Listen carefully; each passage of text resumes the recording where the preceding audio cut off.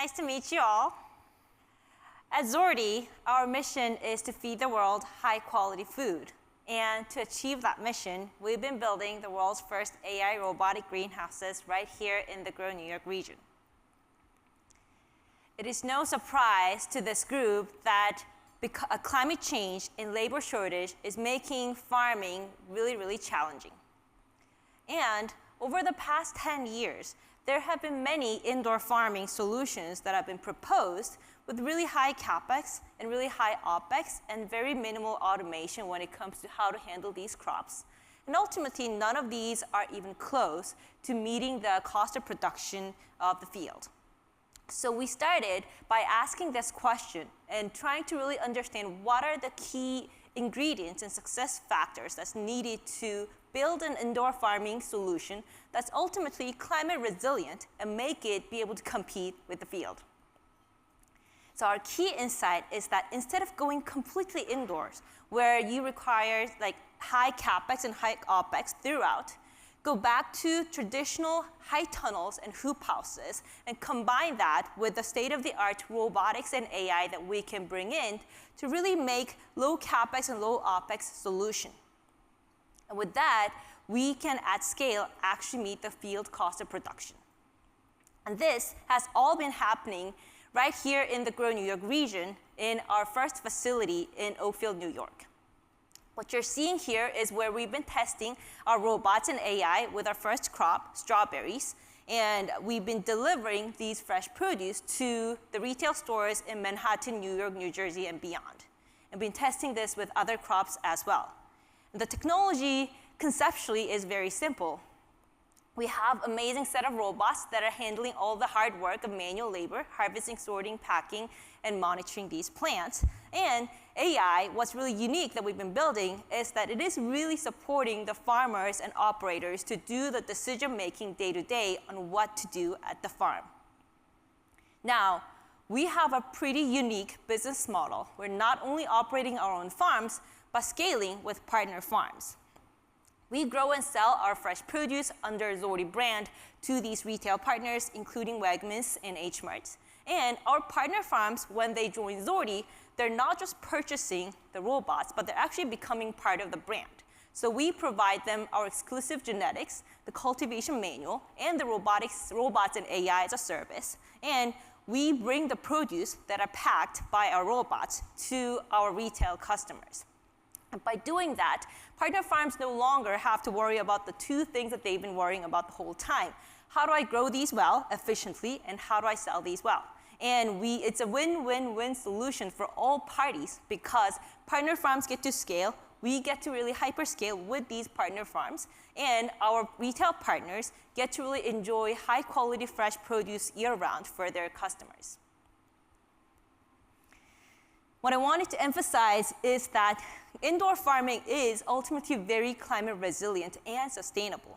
It does come with significant benefits of really reduced food waste, significant reduction in fresh water consumption, and significant reduction, 6 times reduction in food miles, which is a big component of carbon footprint. What we are doing is how to make this hyperscalable and being a key enabler by providing the robotics and AI and a modular solution. This is a very big market. Just focusing on fruiting crops alone, this is a $600 billion global fresh produce market. And with Zordi being the very first AI robotic greenhouse company, we will be able to capture much of this market. Over the past 4 years, we've been able to de-risk the core components of this business model. Now we have a very low-cost facility that we could build in less than 3 months. And we have robots and AI that's working hand in hand. And we have a proven product, berries, selling out in the market since 2022. One of the most rewarding part of this journey that I did not expect was that the consumer feedback has been really amazing. We have these amazing products that we've been able to deliver to these partners, and whenever we go to those markets, what we are actually hearing is that they are seeing repeat customers because their children and parents all love our berries. And this, what's been important is that this has been giving a lot of convictions for our partner farms to join us to become part of the brand. The technology is actually highly generalizable, and what you're seeing here is our main technology that's applied to strawberries to begin with, but also being applied to cherry tomatoes and cucumbers with very minimal change in the grippers and same software stack.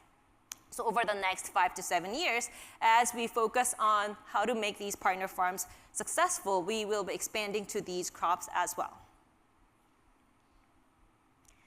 We have an amazing team of nerds, I would say, that have unique set of expertise. I come from the AI robotics background. I studied at MIT computer science. And my co-founder, Casey, is actually a Cornell alumni, also grew up in the Grow New York region. And he's actually been working with me from day one on how to make the unit economics of these greenhouses as strong as possible. He was also the former head grower at Plenty, which is one of the largest vertical farms in the US. So we started with a very solid understanding of what really has to change for this to really work. We have been fortunate to have been recognized by the industry leaders in the AI and robotics space and big banks to really be the innovative company pushing for American infrastructure and modernizing the farming. And with that, we've been able to get a lot of support across industry experts and sustainability and impact investors. What does that all mean for Grow New York region? Well, we started here, but what I mentioned earlier is that we just have assigned two actually main deals with partner farms to join us in New York and New Jersey and California. And with $1 million investment, we can really focus on our Grow New York facility in Oakville, New York, to make that be the R&D nursery and where we provision and test the robots and create 200 indirect jobs across the region as we supply these partner farms. With a $500K revenue investment, we will still be focusing on that, and with a slightly smaller, slower pace. But we'll continue to work with the partner farms and make sure that we control the supply chain of the seedlings and the nursery. Lastly, with $250K, we're still very committed to improve our Oakfield facility and train and get more jobs to make sure that we get to work with the partner farms to be successful. Lastly, this is my first time ever saying this in public. I am actually a big fan of Cornell. I'm from MIT, but my co-founder is from Cornell, and he has been personally working very closely with the Cornell Agritech as an advisor. And during the regional visit, I was really excited to visit Cornell to really discuss how we can collaborate together and put our robots in their test greenhouses, because they've been also pushing a lot on the CEA space to innovate agriculture. And what that really means, especially with this massive Grow New York community, is that we can together make New York region to be the center of innovative agriculture and the frontier where the farming is getting modernized. Over the next 3 years, you're going to see us partnering and expanding massively with partner farms and really using robots and AI to drive the cost of production. And lastly, coming back to the first mission statement I shared, the most exciting part of this is that with this scale up, we can really deliver high quality sustainable produce to all customers domestically and globally. Thank you.